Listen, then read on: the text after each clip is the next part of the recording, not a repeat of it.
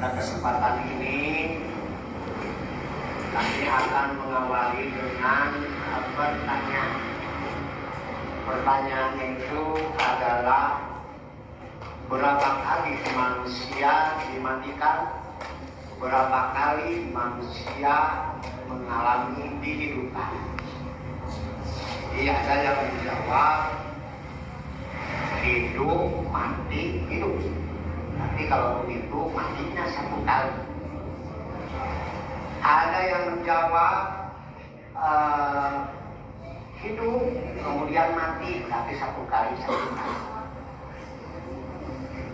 Para hadirin kalau mau menjawab silakan. Jadi berapa kali manusia dihidupkan, berapa kali manusia dimatikan. Hadirin wakil iman, tentu saja ini jawabannya harus bersumberkan Al-Quran ataupun As-Sunnah. Di dalam Quran surat Al-Baqarah ayat yang ke-28, wa kuntum amwatan, dan kalian itu adalah mati. Yang pertama, jadi mati. Nanti kita terangkan bagaimana mati di sana. Fa'ahyakum, kemudian kami hidupkan kalian. Summa yumitukum, kemudian kami matikan kalian. Summa yuhyikum, kemudian kami hidupkan kalian kembali. Summa ilaihi turja'un, kemudian kepadanya, kepada Allah mereka akan kembali. Jadi menurut Quran surat Al-Baqarah ayat yang ke-28, manusia itu mengalami dua tahapan kematian, dua tahapan kehidupan.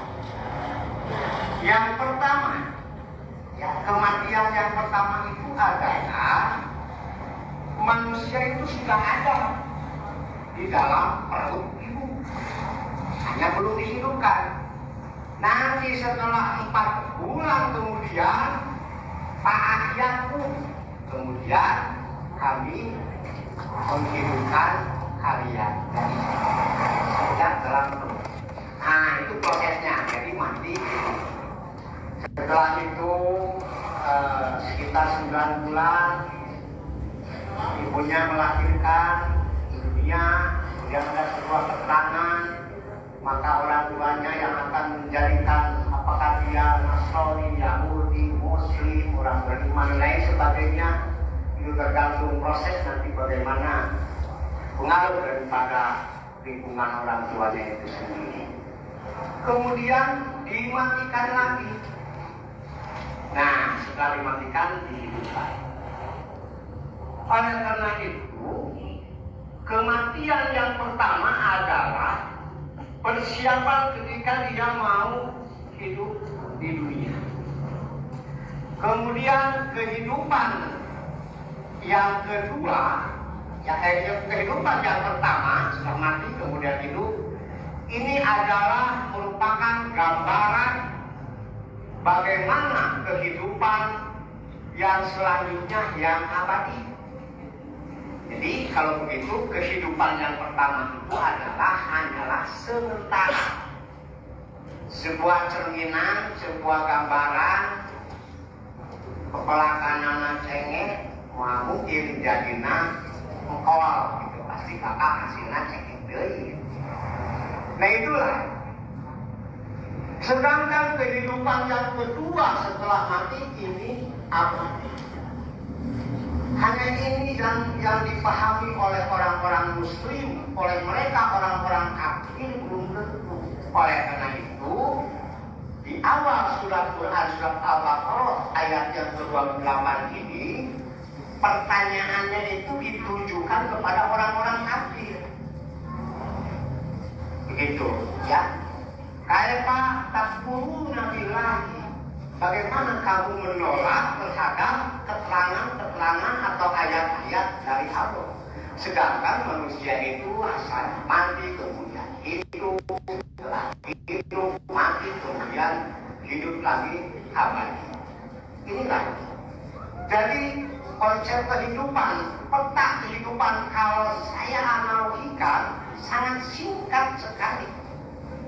Sangat singkat sekali. Jauh. Sebab nanti kalau setelah mati kemudian dihidupkan kembali itu istilahnya abadi. Ya, langgeng. Nah, bagaimana peta kehidupan ini? Kalau saya analogikan, ada seorang manusia yang sendirian hidup di hutan belantara. Dulu iwe papangikeun jeung singa. Singana kalaparan diberi eta jelema, diberi. Otomatis eta jelema teh boga akal. Pasti dina pikiranana bakal naik kana tatangkalan. Ketika diberi kejar oleh singa, kemudian dia naik pohon. Setelah di pohon ternyata si singana nyadar kumaha cicing mah di dinya. Jadi seolah-olah mual gitunya. Maklum singana kalaparan, mual. Sehingga si orang tersebut kelaparan di atas pohon sendirian. Erek turun, singa teh yang dilelet ku singa. Kumaha aya carana? Tapi masa Allah ditakdirkan. Berkat takdir Allah, ada madu, ya, sarang madu kemudian jatuh sampai dia membuat sebuah bencana dari dedaunan, mengumpulkan makanan dan lain sebagainya sehingga bertahan hidup. Tapi sayangnya dia tinggal di sebuah pohon tersebut, ternyata si pohon tersebut juga sedang digerogoti oleh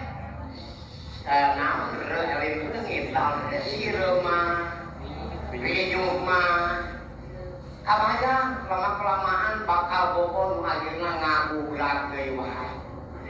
Itulah kehidupan konsep-konsep seperti itu. Maka ketika dianalogikan, usianya itu adalah ibarat pohon yang suatu saat akan tumbang. Mungkin tahun kemarin kita masih bersama dengan rekan, dengan saudara, ya bersama-sama taraweh, bersama-sama mengalami di bulan Ramadan 1446, tetapi sekarang sudah 1447, teman kita yang itu sudah tiada. Kita tidak menduga apakah bagian kita besok lusa atau siapa dan lain sebagainya. Tapi yang jelas tetap saja orang itu akan tumbang. Nah, sedangkan sisinya itu adalah sebuah kuburan. Silakan. Ada yang meninggal, ya misalkan tidak dikubur, tetapi di kesungetan atau di kelautan karena meninggalnya di lautan dan sebagainya. Tetap saja suatu saat dia akan dikumpulkan di alam mahsyar yang sudah Allah siapkan. Nah itu peta kehidupan itu seperti itu.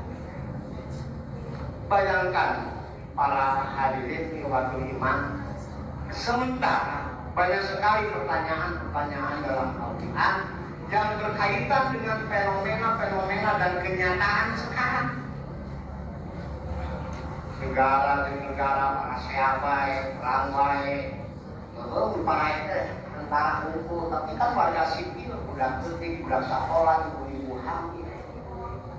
Kemudian dibuatkanlah sebuah perjanjian dengan selama peperangan teh, nggak meninggalnya nyari ikat di internasional, tapi kebetulan orang Yahudi dan ikat ya,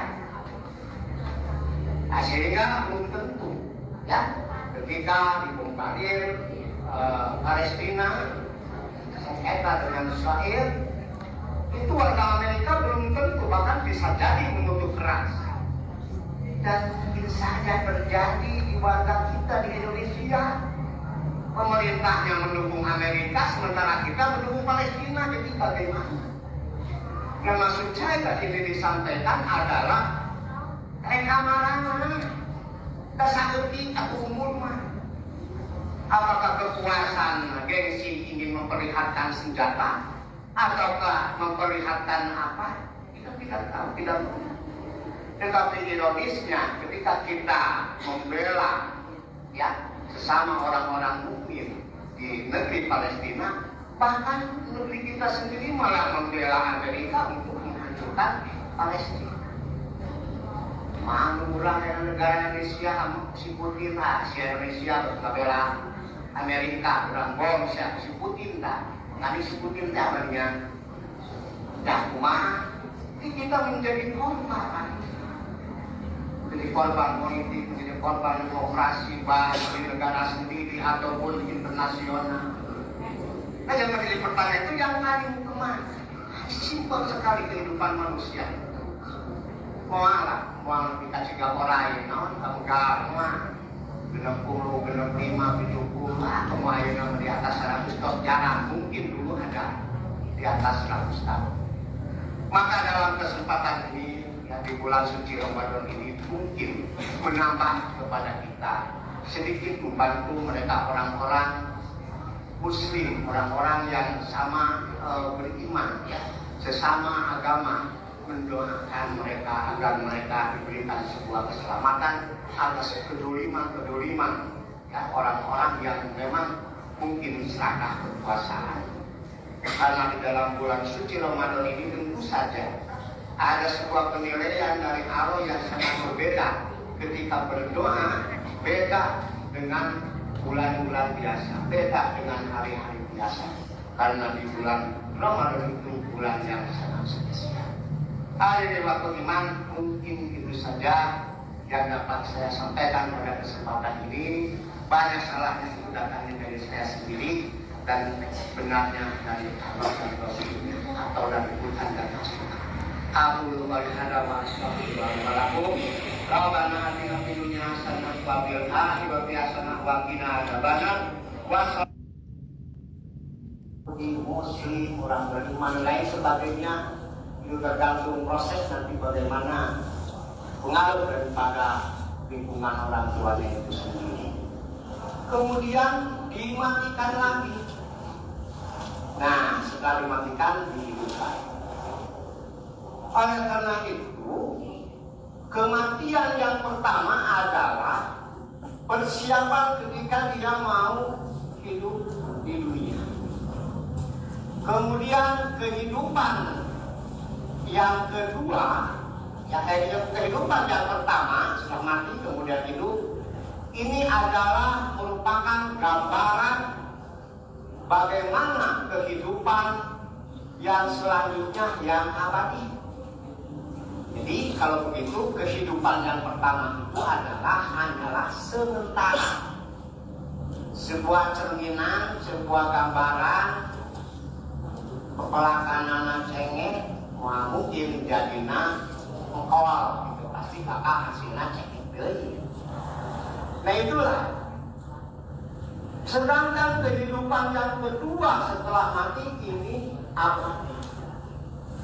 Hanya ini yang dipahami oleh orang-orang Muslim, oleh mereka orang-orang kafir belum tentu. Oleh karena itu, di awal surat Quran surat Al-Baqarah ayat yang ke-28 ini, pertanyaannya itu ditujukan kepada orang-orang kafir.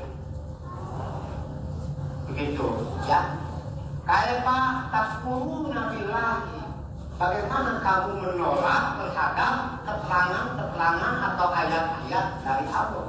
Sedangkan manusia itu asalnya mati kemudian hidup, hidup, mati kemudian hidup lagi abadi. Inilah.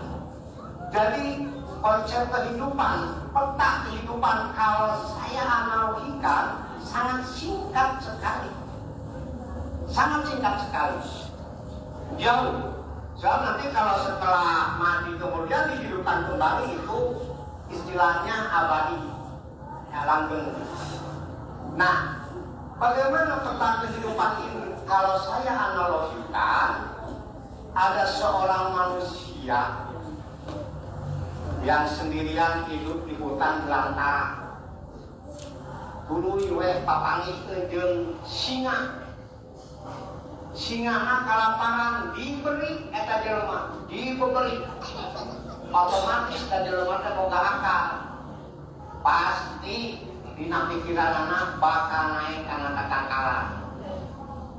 Ketika diberi kejar oleh singa, kemudian dia naik pohon.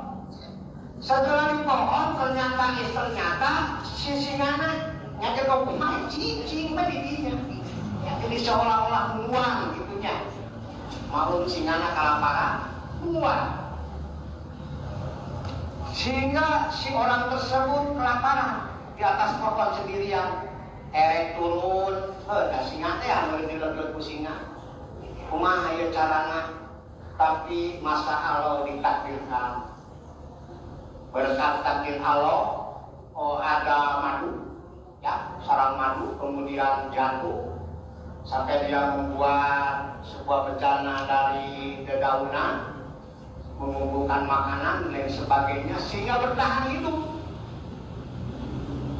Tapi sayangnya dia tinggal di sebuah pohon tersebut, ternyata si pohon tersebut juga sedang digerogoti oleh namun eling ngital sirema rinyuk mah kabayang lama-kelamaan bakal bobon akhirnya ngaburak deui wae.